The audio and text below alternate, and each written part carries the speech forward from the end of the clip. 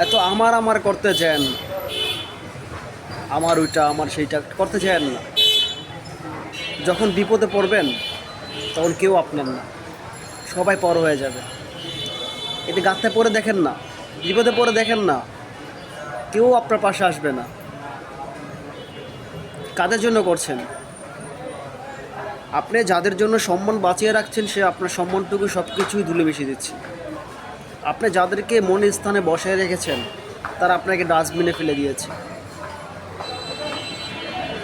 আপনাকে উপরে যারা ভালো দেখছে, ভিতরে তাদের মনটা কালো হয়ে যাচ্ছে। তারা আপনাকে সহ্য করতে পারছে না। জীবনে কিছু করতে চাইলে পিছনের দিকে তাকান না, সামনে ফোকাস রাখুন।